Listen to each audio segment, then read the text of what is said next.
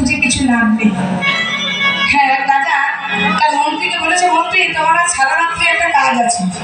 তো মন্ত্রী রাতের কাজ শুনেই যেন একেবারে কোমর হেলিয়ে বসে পড়েছে। মহারাজ, আজ আবার রাত্রে কি কাজ আছে?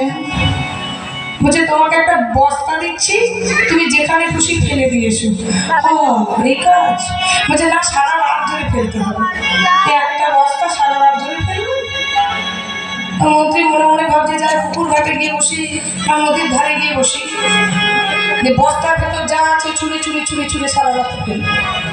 নদীর ধারে গিয়ে বসেছে মন্ত্রী, কি ক্লান্ত, কি বিরক্ত, একটা একটা করে পাথর ছুটছে। বলছি বাবা, রাজার আর খেয়ে দিয়ে কাজ নেই, এক বস্তা পাথর দিয়ে দিল, সারা রাত ধরে পাথরগুলোকে জলে ফেলতে হবে। বলেছে আমি কি বলবো, সংসার চালাতে রাজার কাছে থাকতে হচ্ছে। একটা একটা একটা একটা করে পাথর ছুটছে, মনে মনে ভাবছে কখন সকাল হয়নি বাবা, কখন সকাল হয়নি বাবা।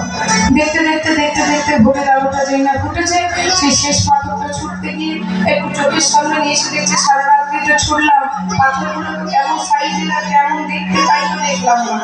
একটু দেখি, যেই না পাথরটার সামনে চোখের সামনে দেখেছে, হঠাৎ করে দেখছে সেটা পাথর নয়, সেটা দেখছি সেই হয় আমাদের জীবনের অবস্থা। যখন সময় থাকে তখন কেউ মূল্যটা বুঝি না, চলে যায়। যে চলে যায় তাকে আবার ফেরত পাওয়ার জন্য আমরা মরিয়া হয়ে যাই। যার জন্য অতি সহজে যাকে পাওয়া যায় তার মূল্য কেউ বোঝে না। যদি কেউ কষ্ট করে পরিশ্রম করে কোনো কিছু পায়, সেটাকে আবার সারা জীবন আটকে রাখে।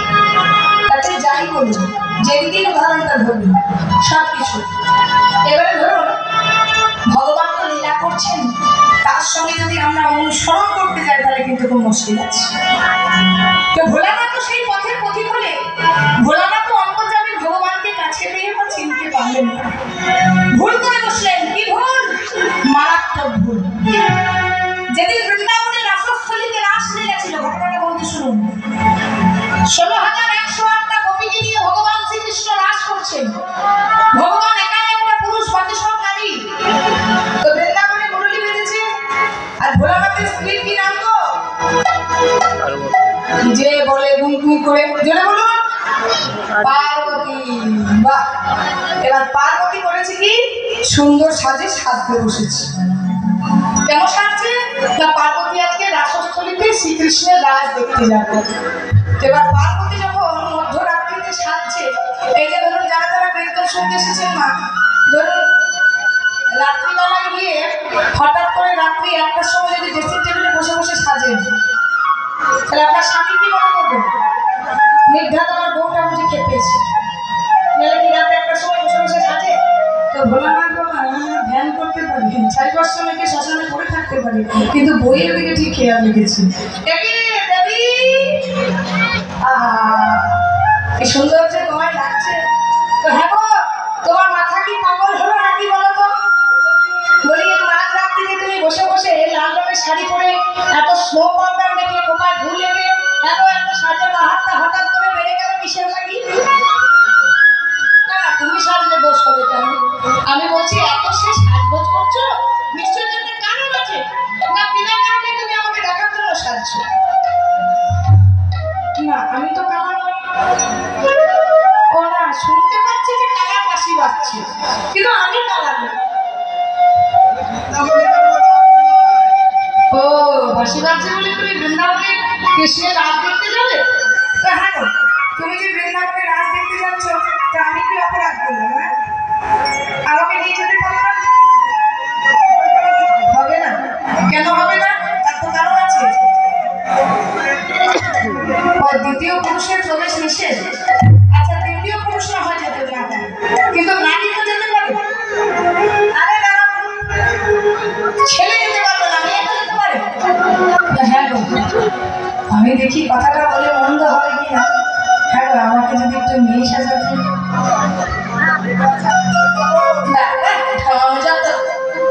এই শরীর নিয়ে মেয়ে সাজবে, দেখলে বলে এই শাড়িটা ভোলানাথের হবে? এই মোটা ফিগারে 12 হাতের শাড়ি হয়?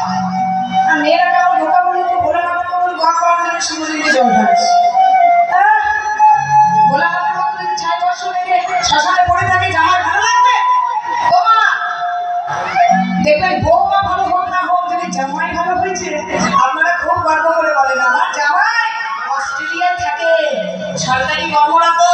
আমার জামাইয়ের বিরাট ব্যবসা, আমার মেয়েকে ওখান থেকে নামতেই হয় না। কি সুখ কি সুখ। আর যদি ছেলের বউ ওপর থেকে নামাবে দিন পুরো তো।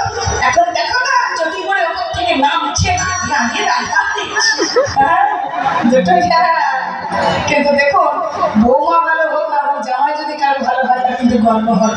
এদিক থেকে কিন্তু দক্ষ রাজা খুব ভাগ্যবান ছিল, তাই না? ভাগ্যবান নয়? ভোলানাথের শ্বশুরের নাম কি? হ্যাঁ, শ্বশুরবাড়ি কোথায়? দক্ষ রাজার মেয়ে সতীর সঙ্গে বিবাহ হয়েছিল। তাহলে দক্ষ রাজা খুব ভাগ্যবান ছিল। একটা জামাই করেছিল ভোলানাথকে, আর একটা জামাই করেছিল আকাশের চাঁদকে। তাহলে কত বড় ভাগ্যবান দুটি জামাই। তাহলে চাঁদ আর ভোলানাথের সম্পর্কটা কি হয়? ভাই ভাই। এবার ভোলানাথের খুব রাগ হয়েছে। ও দেবী, তুমি যাচ্ছ আসানসোলেতে, আমাকে নিয়ে যাবে না? মানে আমাকে যাওয়ার করে ভোগ সাজিয়ে দাও। বলছে দেখো বাবু, আমার ওসব খেয়ে দিয়ে কাজ নেই, তুমি সাজো, আমি চলে যাবো। এবার শিব ঠাকুর করেছে কি, পার্বতীর আচলে খানিকটা ফুল বেঁধে দিয়েছে। কেন বেঁধে দিয়েছে? যে পার্বতী তো নেচে নেচে যাবে, ফুলটা পড়ে পড়ে যাবে, আর সেই ফুলটা অনুসরণ করে করে আমি লুকিয়ে লুকিয়ে চলে যাবো।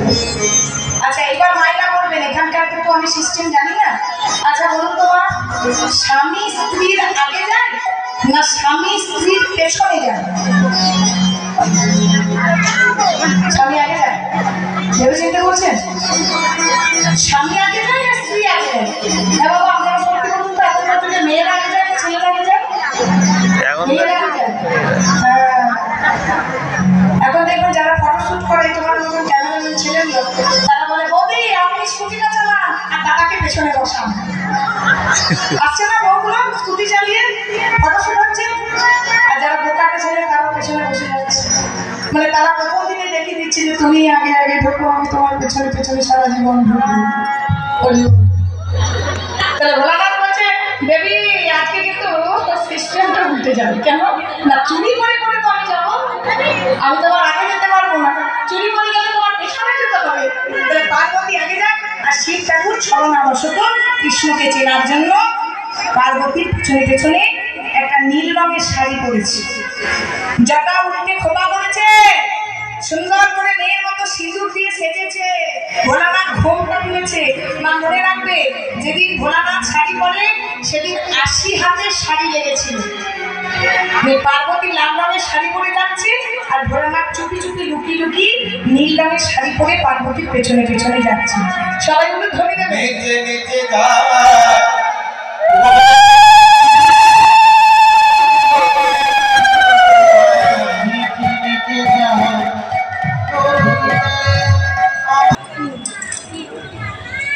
মা বন্ধ ঠাকুর, মা আমি আর খাচ্ছি না, আমার করছি, উপবাসে আছি তো, এখনো জল স্পর্শ করিনি, আবার পর কমে আসবো। ঠিক আছে বাবা? এবার কে গো?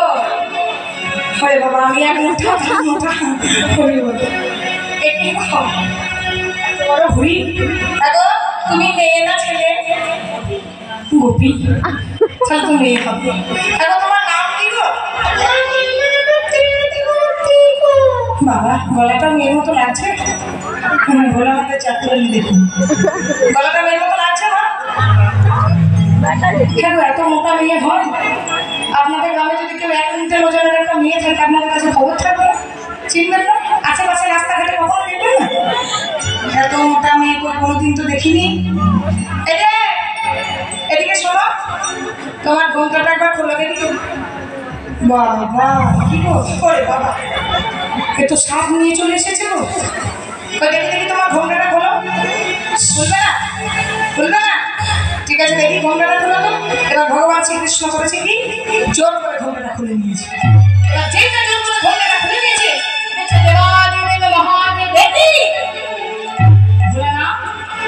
তুমি এসেছো?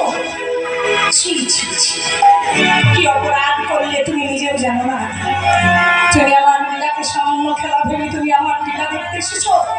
এই মুহূর্তে দাঁড়িয়ে তোমার অভিশাপ দিলাম যে ভগবানকে তুমি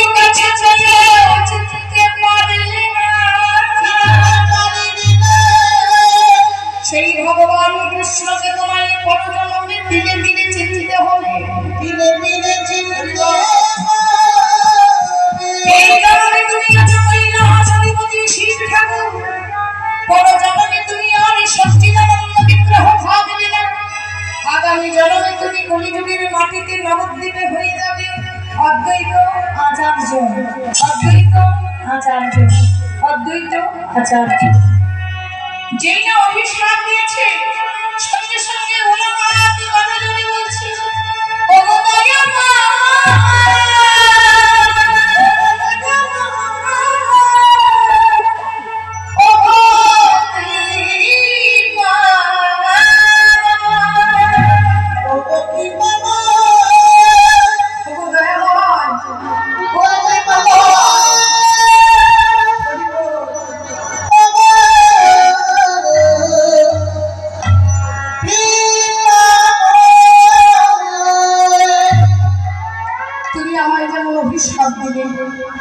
আমিও যদি ভালোবাসার মতো তোমায় ভালোবেসে থাকি, শুনেছি তোমার নাম নাকি ভক্ত বাঞ্ছা কল্পতরু, তবে আমি একা কিন্তু পৃথিবীর মাটিতে যাব না।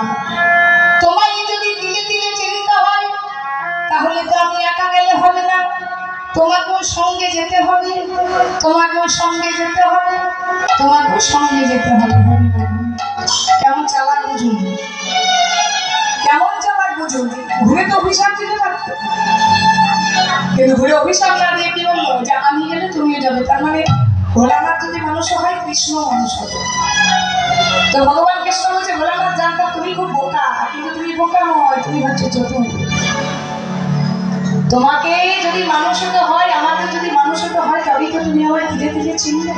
ঠিক আছে, তবে শোনো ভোলানাথ, তোমার জন্মের 52 বছর পর আমার জন্ম হবে।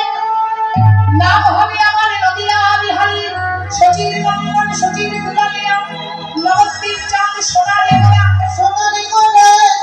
52 বছর পর আমি যাবো। তাই হলো ভোলানাথ জন্ম নিল কলিযুগে নবদ্বীপের মাটিতে কমলাক্ষ রূপে। মাধবেন্দ্র পুরীর কাছে দীক্ষা নিয়ে নাম হলো অদ্বৈত আচার্য বাবা। অদ্বৈত আচার্যের যখন 52 বছর বয়স, যখন 52টা বছর বয়স, তখন জন্ম হলো আমার শ্রীরাম চৈতন্য মহাপ্রভু। এবার শ্রীমান চৈতন্য মহাপ্রভু যখন জন্ম হলো, মহাপ্রভু 48 বছর লীলা করেছিলেন। এবার 52 সঙ্গে 48 যোগ করলে কত হয়? 100 বছর। চৈতন্য মহাপ্রভু দৈববাণী করলেন, সনাতন তো তুই এতদিন ধরে আমায় ডেকে গেলি 125 বছর ধরে, আমি লীলা করে আবার ধরাধামে ফিরে এলাম, কিন্তু তুই আরো 25 বছর ডাকলি, তাই 125 বছর ধরে ডাকলি বলে আমি তোকে আশীর্বাদ করছি। পরজন্মে তুই এর ফল পাবি, যার যেমন কর্ম না তার তেমন ফল।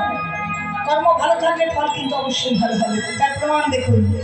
অদ্বৈত আচার্যকে বলছে, পরজন্মে তোর জন্ম হবে, পরজন্মে তোর জন্ম হবে মেদিনীপুরের মাটিতে, নাম হবে তোর প্রভু শ্যামানন্দ।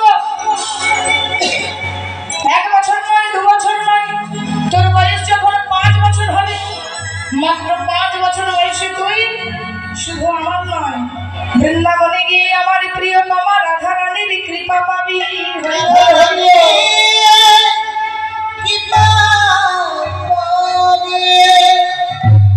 তাহলে আশীর্বাদ করে দিল, মেদিনীপুরের মাটিতে তুই জন্মগ্রহণ করে 5 বছরে আমার কৃপা পাবি। তাহলে ভোলানাথ হলো অদ্বৈত আচার্য, অদ্বৈত আচার্য হলো প্রভু শ্যামানন্দ। কোথায়? জেলাটির নাম মেদিনীপুর জেলা, বাহাদুরপুরের একটি ছোট্ট গ্রাম।